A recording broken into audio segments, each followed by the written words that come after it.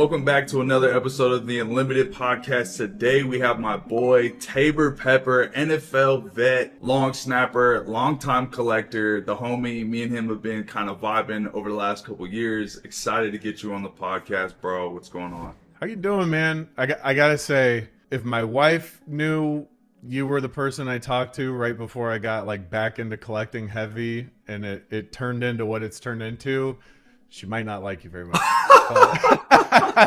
I'm kidding. She likes that I have something to focus on, but it's your fault. It's your fault. This whole room, it's all Cassius' fault, man. Really. This is not the first time that like I have gotten something like this from like a buddy of mine. So I played with this guy named Jordan Zumwalt. He was a hell of a middle linebacker for us at UCLA. He went to Pittsburgh. So he starts getting into collecting, right? He starts getting into the One Piece thing. Like really early on, he was like One Piece. And my boy sells his boat for $20K and dumps it all into One Piece. Yeah. Well, she kind of loves me now because my boy, like, times 4, times 5 his money in One Piece. So the last like, 8 months especially have been crazy. Crazy, bro. Crazy. It's been a good time for Pokemon in One Piece for sure. Oh, yeah. It's funny. I'm having conversations with everybody. My parents are visiting right now, and I was talking with my dad. I was like, you know, looking at my collector app, which has most of my collection in it, and I'm like, I haven't really bought anything new in 3 months, and my portfolio has gone up 46%. I'd rather look at my collector app than your investment brokerage. Portfolio. Yeah, Exactly, dude. I'm actually gonna be I've never put it on the collector app, but I'm gonna do some content. I'm gonna have my assistant put like my whole collection onto the collector app and see what I have, because I really don't even know.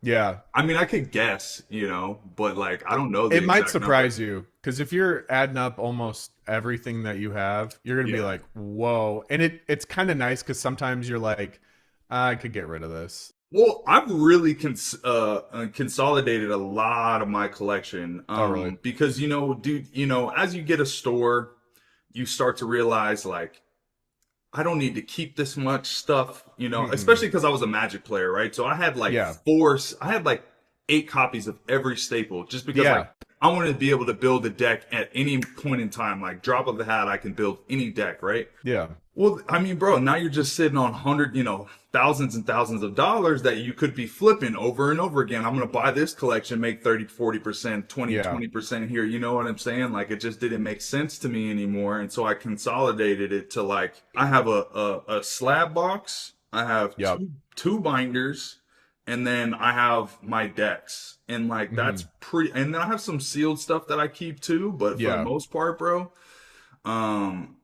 I have a pretty small collection. It is interesting, because for me, it happened over like a few months of the store opening. Yeah. And I like see something, and normally I would jump on it. Yeah. But I'd be like, well, we could get it for the store instead. Like, do I need to buy this from this guy that I know, or can the store buy it and flip it? Like, I had this conversation. I had a great friend in the Bay Area. Shout out Tofu's Trading in San Jose. And I was talking with him. I was like, yeah, like, you know, when we get distro, like, you know, we get so many cases, like the store can sit on some and like let it appreciate. But in business, it's like, no, you got 2 cases, sell it at that margin, because what's waiting 2 years?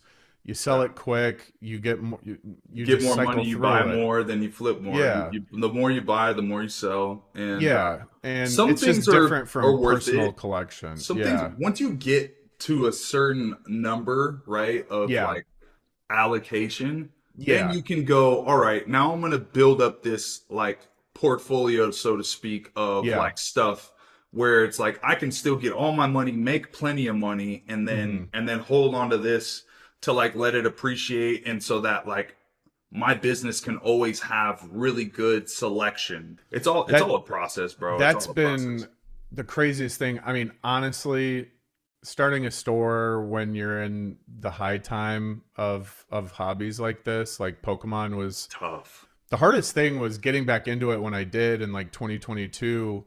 Was you're so new to the hobby, you got to learn all the new stuff that's coming out, the new releases.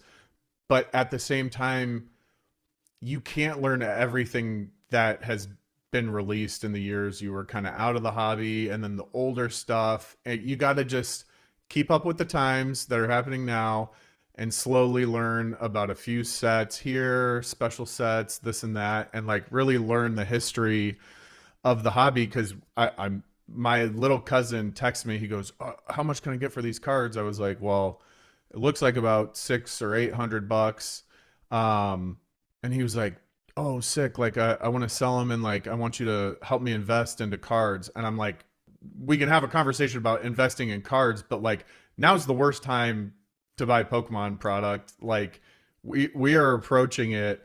I mean, depending on what you get. I think the new stuff is fine right now. Yeah, I think the new stuff is fine right now. The old vintage stuff is at an all-time high right now. Yeah.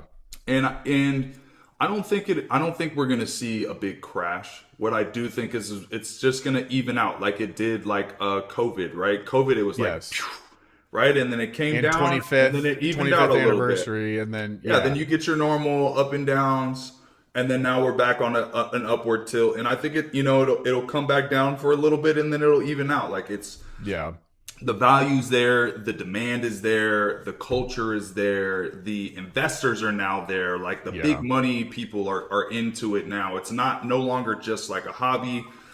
And I know, that's one thing that I, kind of want to touch on is, I get a lot of flack as an NFL player who is in the hobby because I see things as an investment. I'm an investor as well. I'm a collector. I love to collect. I collect plants. I collect turtles. I collect trading cards.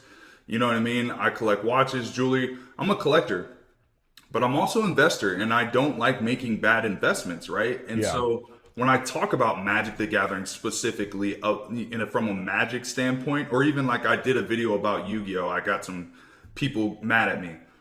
Listen, whether you like it or not, the game that you love is still the game that you love, and it is a game to be enjoyed and to be had with your friends and all of that. It is. It will always be that, but it now is an investment and an opportunity to prosper. It just is what it is.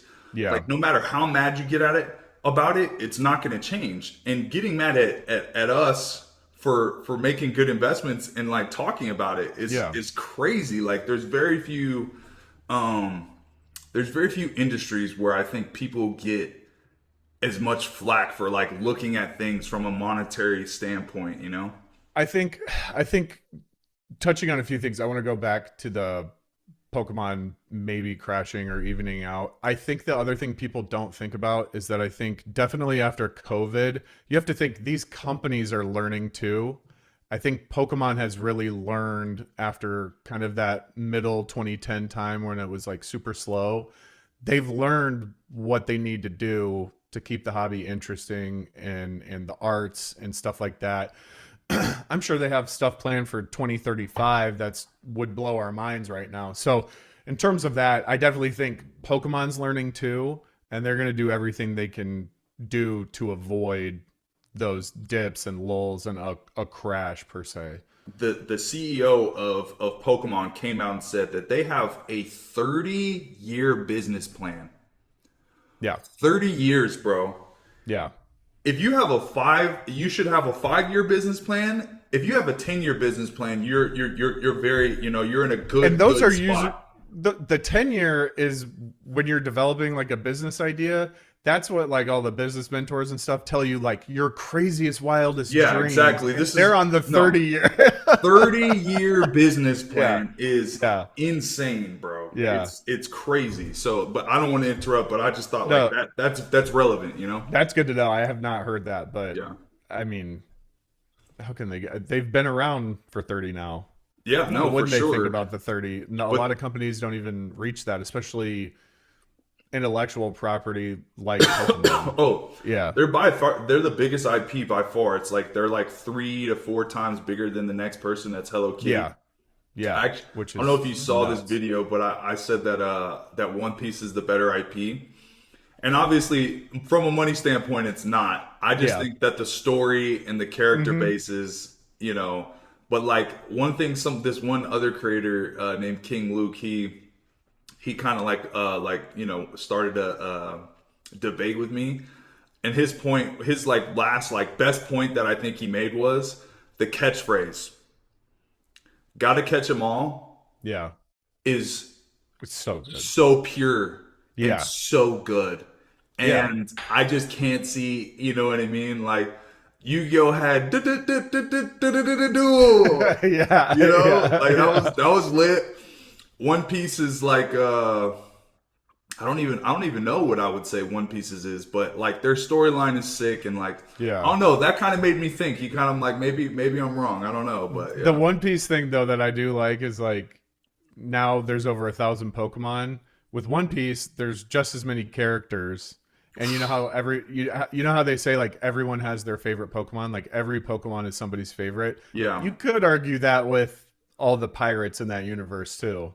100%. And they Like have I like got a my lot of two Doflamingo figures behind me right here. That's my guy. I love Doflamingo. He's sick, bro. And but the thing is too is there's character development in every single one of those pirates, you know. Whereas like Pokemon, it's like there's Charizard is Charizard is Charizard is Charizard. Yeah. Yeah. You know, Pikachu has gone through some metamorphoses every, you know, here and there. But for the most part, all these Pokemon are like generally the same. It's not like they're like there's no character development, you know. Yeah. Ash was the same. Ash was like a 10-year-old kid for 20 years, you know. Back to the kind of like I wrote down NFL perspective, but just the like back to that, like I think that was one of my biggest concerns when I did finally decide to start my own store. I do get a little worried when people think about, you know, I mean, I think you could go back to kind of those 80s high school movies like, oh, big dumb jocks coming into the nerds hobby or whatever. But like talking with you, talking with me, that's kind of what I feel like can flip it is like, just have a conversation with us. You're going to see that we're legit into the hobby like you are. Like you're building decks all the time. I don't have enough time to play because I'm a free agent and a dad running the store and stuff. But I barely have time to play, bro. The second that I have a little bit of free time, like you're gonna see me at locals for One Piece at my store. Yeah. Like it's too much fun not to be in every aspect of the hobby. Yeah. I think the thing that I tried to bring to our store, and I think I gained a really fresh perspective from collecting as a kid, playing at Toys R Us every Saturday, getting the gym badges at Toys R Us. Like I had a little lull growing up, and then in 2022, we can really blame my neighbor kid. It was his 6th birthday, and it was Pokemon themed, and my wife was like, "Go to Target and get some cards," because that's when you could find cards at Target. Right. And funny enough, I saw the Radiant Charizard from Pokemon Go, and it got me back in, and like I was ready to go, and then I got connected with you and just learned a little bit from our conversation we had on the phone, and it kind of just took off from there. But I wanted to bring a fresh perspective to like what can a card store like look like and feel like on the inside. And also the biggest thing that is like our differentiator in the area that we're in. I live just outside of Ann Arbor, Michigan, so our store's in downtown Ann Arbor. Okay. So Ginza Marketplace was the. Say that again so that people know where to go. Yeah, Ginza Marketplace on South Main Street in Ann Arbor. There you go. It was the customer service because I got back into it in 2022. Their stores are rough, bro. Dude, it's crazy. They're like low-key mean to new customers. That's exactly how I felt. My perspective of my brain walking into the store is like, I got NFL money. Like, let's go into the hobby. Like, let's do it. I think the first thing I did, I bought a Chilling Reign booster box. Yeah. And at that time, the pull rates were abysmal. Yeah, terrible. But I just had so much fun. But I walk in, and I don't even know if I got greeted when I walked in. And then when I finally got the guy's attention, I think he was more interested in his friends playing off on the side than talking to me. I was like, hey, I haven't been in the hobby in a while. Like, I want to get back into Pokemon. What should I look at? And it was just like pulling teeth trying to buy from the store. Yeah. And that was so fresh in my mind. I was like, that is the first thing that I want to change. And like from the jump, the first employee that we hired a kid fresh, graduated out of University of Michigan, sports management degree, entrepreneurship minor. His name's Tommy. He had only watched Sword Art online like 3 years ago and didn't play any card games. But that was in my mind. I was like, if I can find a sociable person who is sharp and quick, and can greet people and have great customer service, he's gonna learn. In this environment, you have to learn. It's not rocket science either. No. It's really and he not. knows more about Magic now than I do. Yeah, I know next to nothing about Magic. It's not complicated. Well, Magic is actually pretty complicated. All of the TCGs, Magic is by far the most complicated, but the rest of this shit is pretty easy. People will ask questions though, because he manages like all of our singles. He does all the buybacks, puts them in the cases, everything like that. And when I hear him talk, I'm like, I even pointed out, I'm like, can you believe you're able to have these conversations now? I heard him less than a year ago, and he's just killing it. And great hires. We've just surrounded ourselves with great hires and stole people from other stores that didn't want to work there anymore. Better opportunity, better environment, everything. Yeah. Well, here's one thing. As NFL guys, when you get done playing ball, one of the hardest things for me to adjust to was, I think I know what you're going to say, was the fact that people were okay with mediocrity. Yeah. And people didn't want to be great and get better every single day. Every day. And that shit really, really irks. It still to this day irks me, but I've gotten it under control. When I first started, and just like in my life in general, I think it's kind of been like a little bit of an issue. It's like you expect so much out of people. Because you know how to see potential. You know what hard work looks like. So if they're not working hard, you know they're not working hard. Yeah. And you're working hard. You know what I'm saying? Like that was by far the hardest thing. So finding people that understand how to work like we did, and like, I played with Tom Brady. I played with Russell. I played with Richard Sherman, Cam Chancellor, Michael, like, true Earl Thomas. Never seen a more locked in player all day, every day than Earl Thomas. Like, and Chancellor and Sherman, because I heard stories. We had the same coach. He was with the Seahawks when you guys were together. Schneider. Yeah, Schneider. Schneider's the man. I'm telling the people at home, but like I heard these stories that Sherm and Chancellor were like, put us on kickoff. Which normally guys like that on other teams, they're like, I'm not on special teams. That's the other thing that like you and I have seen guys like that who no job is beneath them. Today, I was cutting hair out of our vacuum cleaner. Yeah, well, because on the floor. What do they say? What do they say? Well, like but who else is going to do it? Like, no job is too small.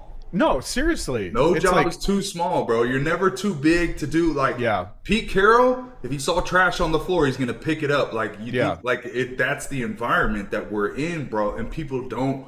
And the other thing is too, is that in those environments, the people that don't do those things stick out like crazy. It's like and then they're out of there, and they're gonna get cut, and it's ruthless. And you're just like, I seen that shit coming. Yeah. And it's usually not a surprise. No. Usually not. No. There are some surprises, though. I've seen some clips where I was like, what are we doing here, guys? But I think one other thing that is really special with that mentality and like me being in the store, our second hire was a guy named Eric. And he was actually a field hockey coach at the high school that I went to down the road. He's my dad's age, and he worked at like the original Wizards of the Coast stores. Like, he's been in the game a long time. Love that. Oh yeah, he has such a breadth of knowledge, but also his coaching background, because he still coaches field hockey.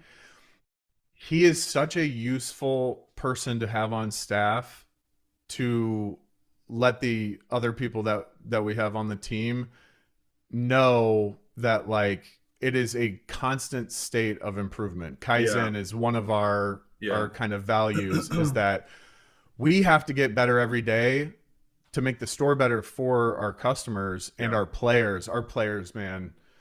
When I really learned how important organized play is for a store starting out, dude, it's crazy. It is. It is, especially now because there's so much competition for sure. Yeah. But, for the allocations and stuff. Yeah, allocations helped us out a ton. And well, just to have somebody be loyal to your store over somebody else's, you know, it's just a lot of stores now because everybody wants to get into it now that it's popular and blase. But you know, to your point of hiring a coach, like, dude, my assistant I just hired, who is absolutely excellent, by the way, his first week was like, I was like, whoa, like, I'm never letting go of this guy ever. His name is Asher. Shout out to Asher. Shout out. Asher played basketball in high school and college, and he has been coaching at St. John Bosco for the last like 2 years. And you can see those work ethic traits. Like, if I could, you know what? People ask me for advice, like in the trading card space, a lot. Just like how to start up and blah, like what, you know, give me some advice. If you're starting a business, doesn't matter if you're in the trading card shops industry or not. Hire former athletes and former military people. Yeah. The military guys or girls. The military people and the former athletes are always my best employees. It has never failed, bro. I interviewed a guy for our first position that I loved to death. He was just a little there was no filter, and I was like, I don't know if it would be best for the customers, but like this dude had like a Bronze Star given to him by Obama because he was a cook on base. And somebody got sick or something like that, and he went out in the Humvee, and they got ambushed, and he carried his boy back into the Humvee who was shot, and he got shot in the shoulder. And like just these stories and just hearing about his prior work experience, it was like, I would love to hire this guy. Right? It's like, dude, I know, like a real soldier, bro. Like, you know what I'm saying? It's like real. So we like, because you know, in order to lead, you have to learn how to follow in order to learn how to lead, right? Yeah. And so we followed our head coaches, you know, our quarterback, our team leaders. Like, I've seen it. I know what leadership looks like. Yeah. And you see the same thing in the military. So like when you really truly understand what leadership looks like, then it's so much easier for you to go execute it, right? Because you've seen it on a daily. Like, I played 8 years, bro. Plus, you know, obviously college and high school, I was lucky to have great leadership all across the way. Yeah. That's 18 years. 16 years of like experience and seeing great leadership.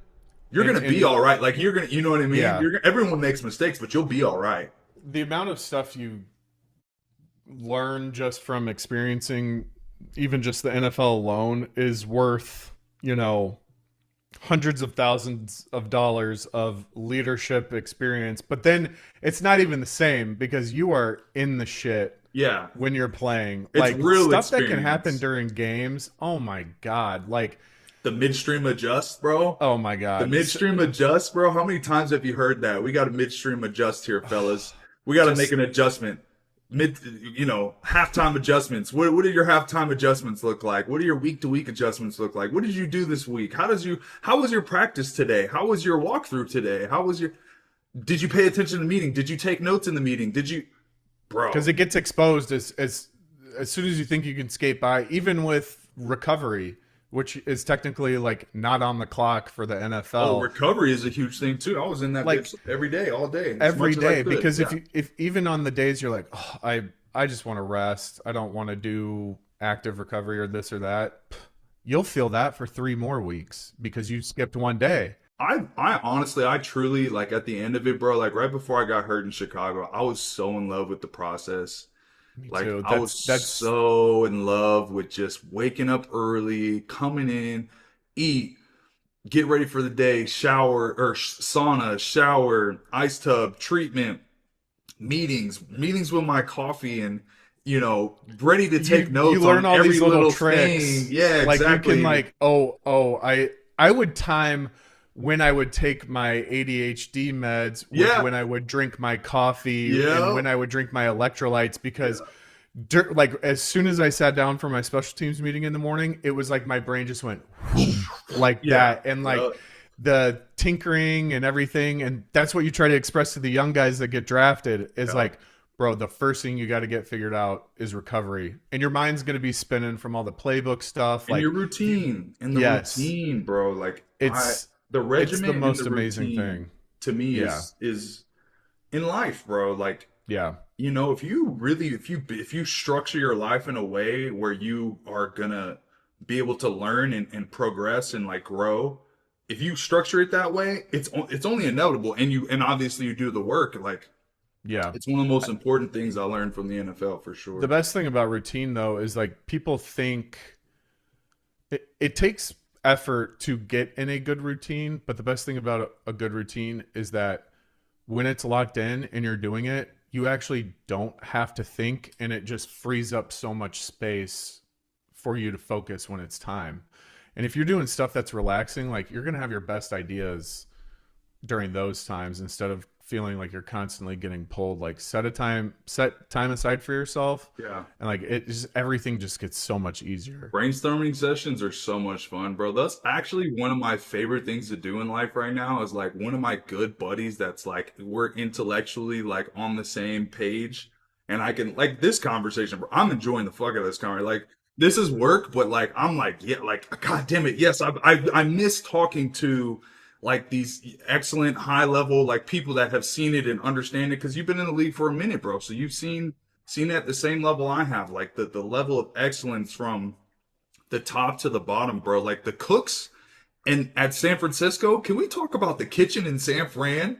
And they just redid it again right before I left. I don't care what it looks like, bro. I've eaten some of the best meals I've eaten in my entire life were in that San Francisco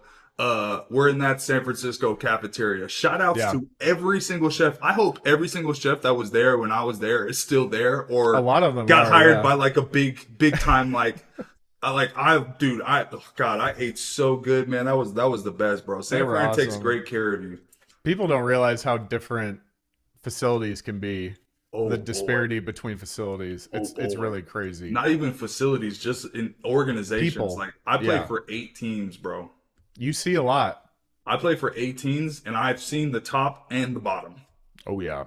I've seen the top and the bottom big time. When I was in Miami in 2019, that was the year, that was Flores' first year, and we lost the first 2 games by a combined 110-10. Yeah, I remember that. Antonio Brown put 2 on us with Tom Brady when he was with the Patriots. Like, and that was before Miami got their new facility. Yeah. You were like, how is this an NFL? How's this an NFL organization? And now their new one that I was just at was like a spa. It was crazy. Unbelievable. It was like 5-star. At least they upgraded, you know. Oh, like, yeah. Arizona's a shit up. I've heard about show. Arizona. Don't you have to pay for dinner? Jacksonville's a shit up. Dude, they don't pay you. They don't give you dinner.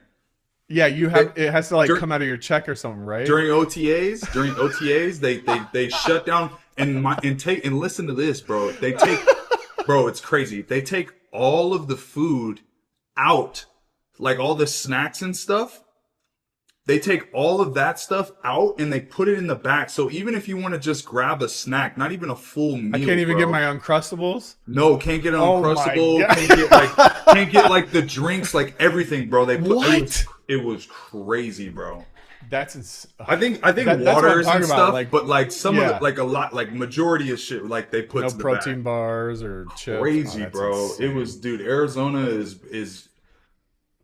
Them and Jacksonville are very close. Jacksonville was a little bit better with like that type of stuff, but like worse with others. Dude, they're both just nightmares. But then like, dude, Seattle, phenomenal organization. San Fran, phenomenal organization.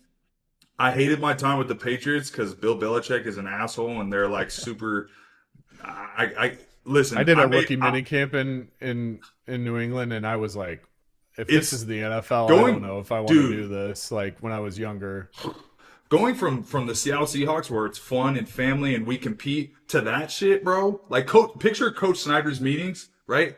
that to the Patriots was like, Joe for Judge me, was to Joe Judge, who's just like, Joe, I like Joe, but when he is in the building, it is oh crazy. man, yeah. Anyways, bro, so like, But the Patriots, but their organization was well ran. They gave you every single thing that you needed to like be successful and build your body, and like the treatment was phenomenal, and like the staff was phenomenal, and all that stuff. Like whether you like the coaches and like the you know those guys is like a whole nother thing, but like they did it the right way. So I've seen so many teams do it the right way. So when you see it bad, you're like, whoa! Like when you're in there, I got lucky because that year I was with the Dolphins, we were losing. It wasn't good. And Flores came from the Patriots. And so, you know, like all Patriot coordinators do, they try to institute it wherever they go, and nobody can do it like Bill can. Like, well, Bill can't even do it anymore, bro. The only Not anymore. It doesn't. That style of coaching doesn't resonate with younger players. They're making money now. You can't treat them like they're nothing. Making money in sports science. Yeah, you can't have 2 full padded 2-a-days a day. No, like it just doesn't work, bro. And it worked because he had Tom Brady. Like, and Tom was willing to take the verbal abuse from bro, because he would talk crazy. Bill would talk crazy to Tom, which to me was like, what the like? This is like, bro, come on. Yeah. Like, what are we even talking? Like, his work ethic was incredible, and he still would talk. Like, if Tom wasn't so cool about it and like just like kept the relationship going so that they could keep winning, bro, I don't see Bill Belichick doing that with anybody else, bro. Like, I don't know. I think Bill Belichick is a phenomenal coach. He knows ball. He's incredibly intelligent. Football, there might not be a better football mind out there, maybe besides like Tom Brady. But if he didn't have Tom Brady, he would have been a lifelong coordinator, in my opinion. That's probably a hot take, but like that it is a hot take. But I could definitely, I can definitely see that. Like my time in Miami, I wanted to quit playing football because like there, and now I have perspective. But there it was like a daycare where you were just constantly getting yelled at, and they, you know, this is kind of a specialist thing, but like Flores would sandwich team meetings. We would have a team meeting in the morning and a team meeting at night. So like the specialists couldn't leave after we were done, because in all honesty, like if you have a good specialist core, why do they need to be there another 3 hours? Right. Yeah, there's only so much film for you guys to watch and stuff. Yeah, like in that can be done in 15 minutes the next morning. We know what we did wrong usually when the ball leaves our foot or our hands or whatever. But then I go to San Francisco. Yeah. And Kyle runs a very different ship. I know you were there Kyle does in it 17. the right way too, yeah. Yeah. And that at that place, and I had Robbie Gould as a mentor, which was incredible. Robbie's a dog now. Of all the kickers I've played with, Robbie was like, that's my boy. He was vocal. Like I like Robbie. Shout out to Robbie Gould, man. He was a good team. Shout out. Yeah. He helped me out a lot, and like what I realized in San Francisco, because you got guys like Trent Williams, George, Fred Warner, like so many guys. We had Jimmy Ward then too. Like Jimmy was a great player, bro. I love Eric Jimmy.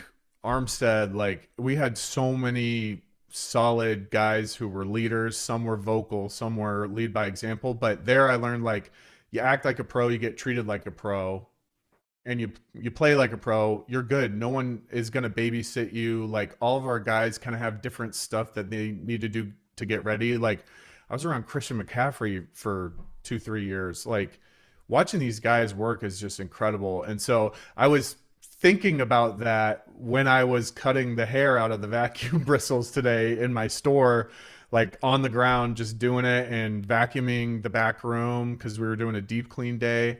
And it was just in my head, I was like, you act like a pro, you get treated like a pro, because we just hired somebody new and they got to learn the ropes. And, you know, some people know how to work and make it not look like work, but they're still working. And that's like a skill that you got to have. So yeah, man. I mean, the NFL is just such a different beast. It is. But I'm so grateful. It's taught me an unbelievable amount. I've learned. So I think, dude, I'm not to toot my own home, but I've always had like a high IQ, but I've been a terrible student. If it weren't for football, I would have probably not learned very much in life because Yeah. like I Yeah. just was like, you know, a little bit stubborn. Like it forced me into situations to grow.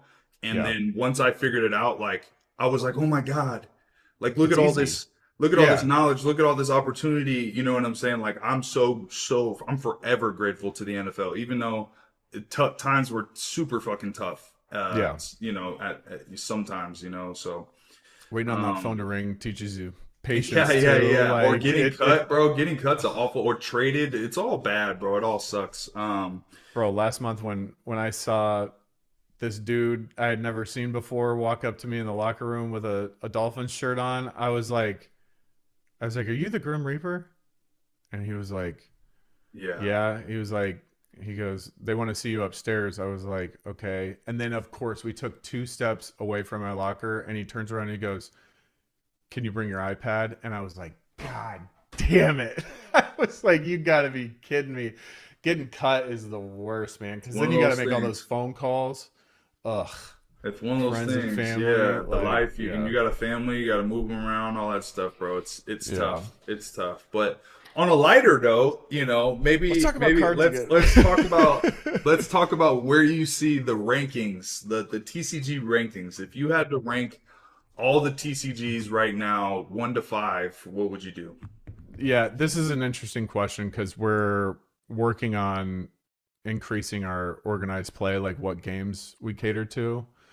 Um, and it's interesting because I think our area is it's different. Like Japanese products sells so much better on the West Coast, obviously, just because of the influences out there. Like I'm in the Midwest, and one thing, like our whole brand is bringing the Japanese card buying experience to our area, and our Japanese stuff did not move at all when we first opened, and now people are jonesing for it, and the prices are sky high. That's another thing, but like even the organized play is a little bit different. So like I'll just tell you like in order of importance, like at least what our store is Yeah, going for you, for. for you, for you. It Yeah, doesn't. Yeah, yeah. just for you. Where you're at. Um, Eric, the guy I mentioned who's a coach, he really wants to get Gundam going, I and got. We do Gundam. Gundam's good.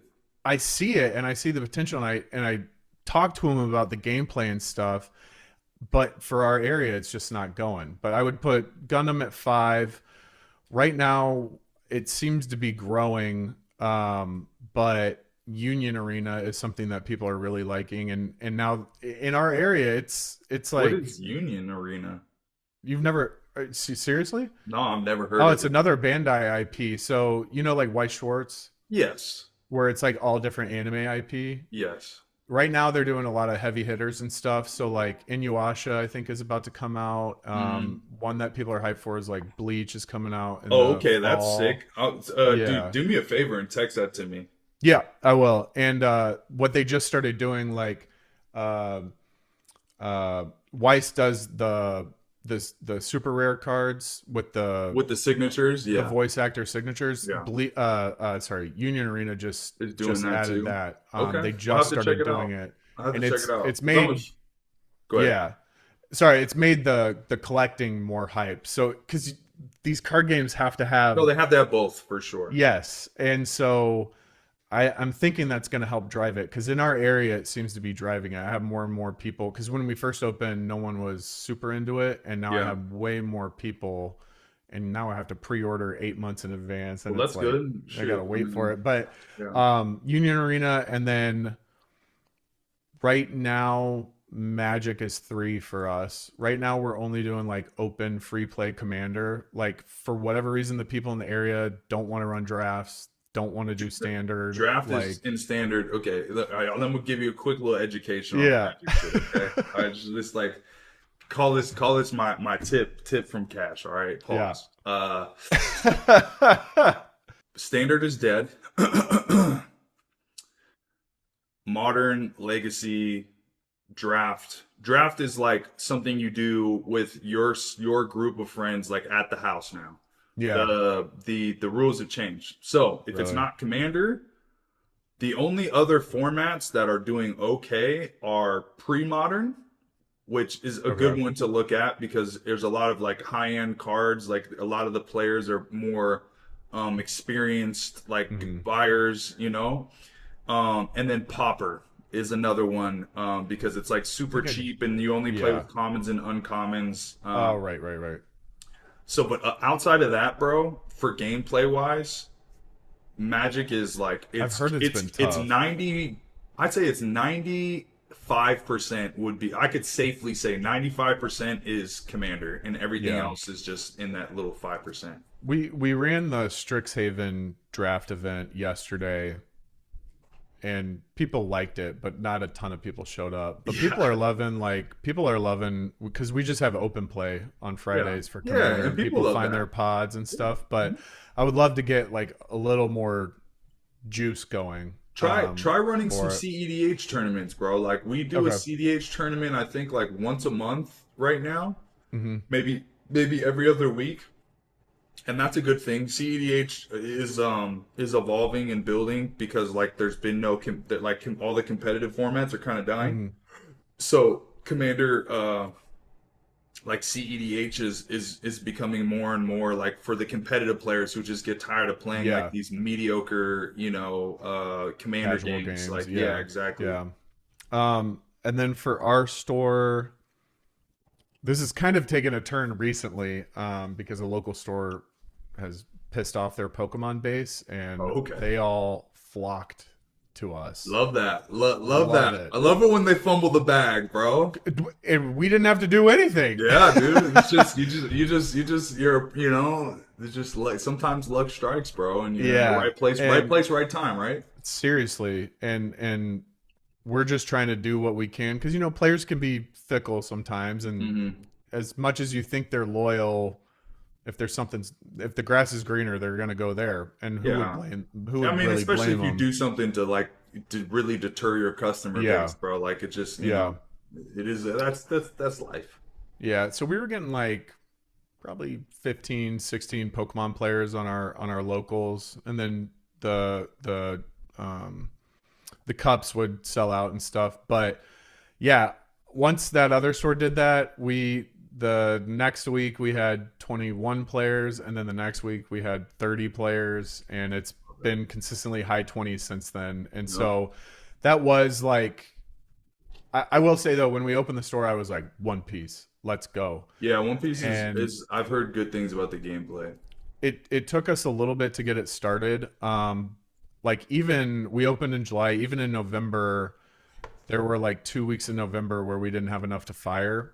And then by February rolling around, we opened up a second day of One Piece locals. So we're running two locals with at least 20, 22 players each night.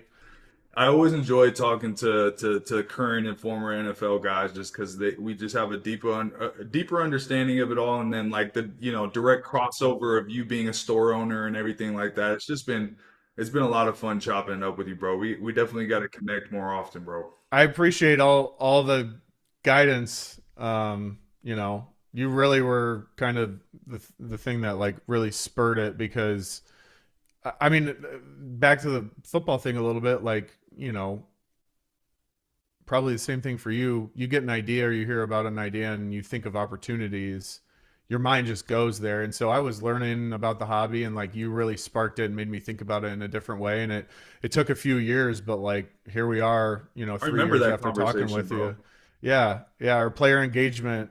I mentioned Pokemon and he was like, "Oh, we had a guy here who he's big into cards now." And of course I'd heard about you from your shenanigans on on the field, bumping into refs. I don't did I really bump into Hell that ref? I'm like, no. what the fuck, But dude? I was like, oh yeah, let me talk to this guy, and it Yeah. was just it helped me so much. And the distro rep that you gave me his number because I was looking for Evolving Skies back when Yeah. people couldn't even give it away. He's Yeah. our distro rep now too, so he's awesome. Love Shout that. out to Love him. that, bro. But yeah, just want to give you your flowers and I tell you appreciate that I it, bro. appreciate you, man. And I hope we can show up to an event. I mean, there were a few years where I've been playing, and last year I was a free agent, still trying to play. But once that curtain has been called, I really want to get out to some of these conventions and events and stuff, and Let's do some chop it up stuff, with bro. you. We'll collab Yeah. on some cool stuff. I mean, I feel like there's definitely some crossover. You're on the East Coast, I'm on the West Coast. We can find a Hmm. way to collaborate and build our communities together, man. I'm one of those people in this industry that really truly believes that there's There is plenty to go more around. than Everybody plenty. can profit. And it's more fun with friends. Yes. You Yeah. know, it's better at the top when there's, eight kings of the hobby versus, one. Yeah. It's like And I got or 20 or 100 or whatever. You know what I yeah. mean? It's just better, and you have more fun, and you can always make more money in other things. But like the hobby is something pure, something to be protected and loved, And and it you doesn't can feel like work because it is what you love. I mean, never there's definitely did. times where it feels like work, Yeah, but that's but running a like business. but like that's the thing. And I'm so happy because you're having the same experience that I did. Like football never ever to me felt like work. Yeah. Even when I hated it, I Yeah. loved it so much.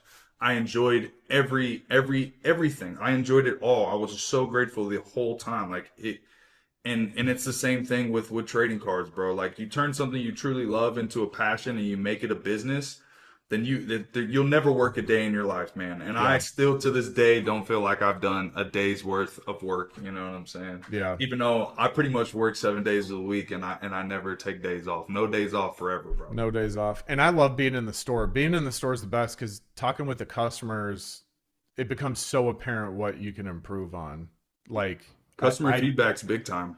there's times when I have to be at my house working on stuff and like can't really be distracted by store stuff, but like I am in there at least a few days a week Yeah, because gotta pop in. that's where the improvement really happens. There's stuff that needs to get done, but when I need to like feel inspired, just stepping back in that spot and it's like, oh right, that's I do want to do that to this area of the store, or we do want to carry this type of product, and even people complimenting the vision that I Yeah. had for our store. So yeah, I really appreciate it, man. No Appreciate you. doubt. No doubt. Well, brother, before we end things off here, tell the people, where they can find you, follow you, your store, any ways that they can support you, man. Just shout it out so the people know where to Yeah. go. Taybor Snapping on all social media. Taybor, and then snapping, like snapping a football. And then my store's name is Ginza Marketplace, and then our handle on Instagram is Ginza GINZA_TCG, and we are in Ann Arbor, Michigan.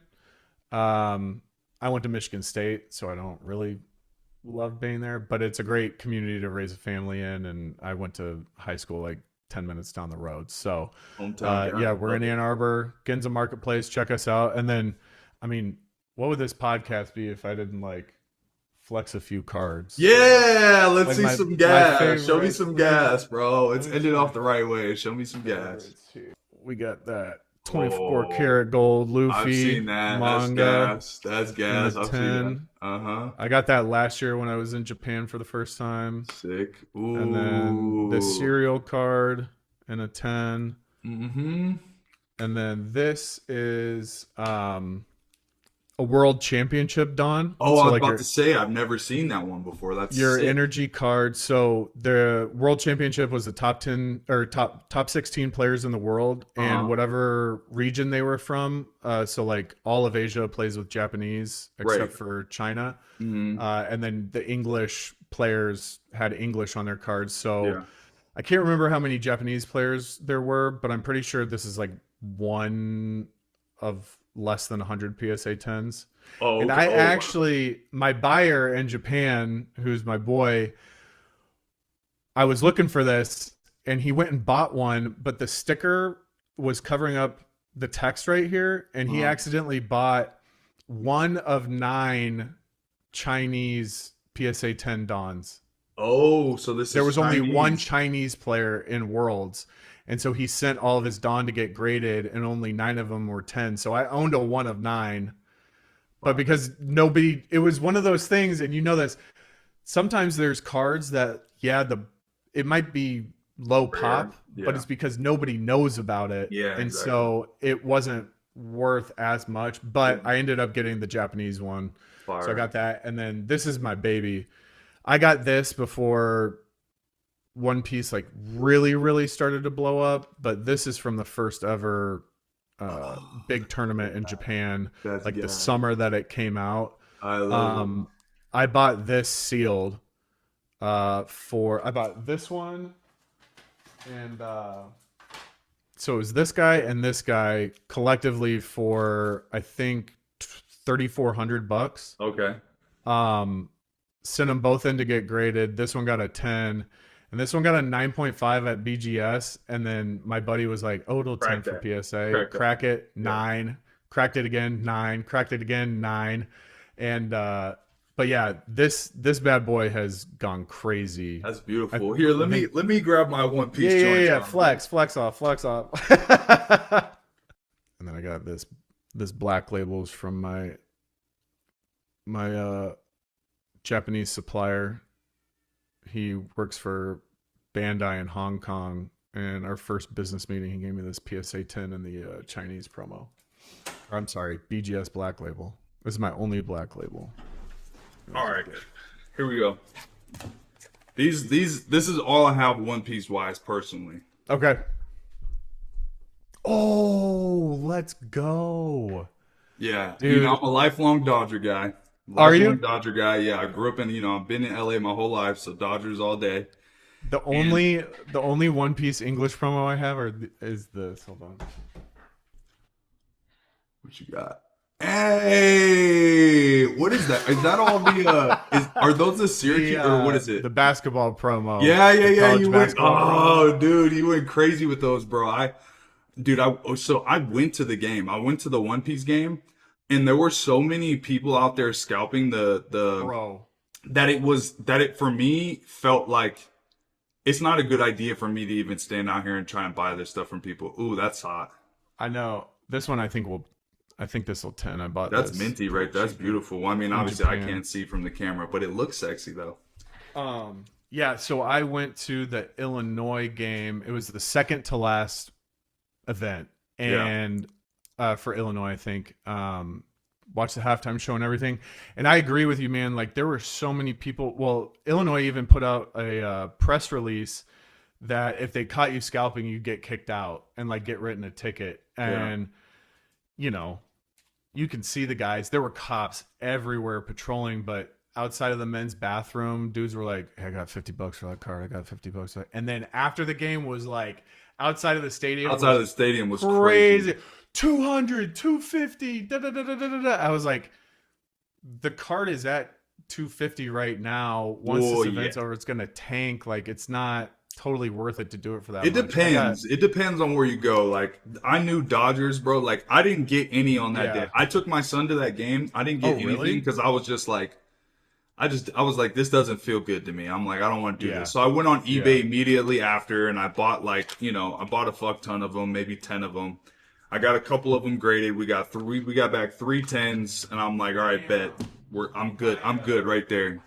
I felt a little more good about it because my dad played football at University of Illinois, and like my family. That's like forever. So we knew a ton of people going to the game. Oh yeah, that's way better. Yeah. And so you just bought from them. Yeah, and it was like, I mean, I was able to get 30. That's just a lot, from people we knew. And I knew a kid who was in the student section, and he was wheeling and dealing for me. So he hooked it up. I've known that kid since he was in diapers, and now he's in college in a frat. He got all of his frat brothers to sell to me. Hey, that's so, dude. I love it. I love it. Well, listen, brother, it's been an absolute pleasure chopping up with you, bro. We'll definitely stay in touch. And man, if you guys enjoyed the stream here today, man, subscribe to the podcast, the Unlimited Podcast. Follow Cash Cards Unlimited on all social media. We're streaming on TikTok. Got our 2 store locations in Southern California, Woodland Hills and Thousand Oaks. You go to cashcardsunlimited.com if you need absolutely anything. We appreciate you guys. We love giving creators a platform to connect. And man, we'll see you guys next episode.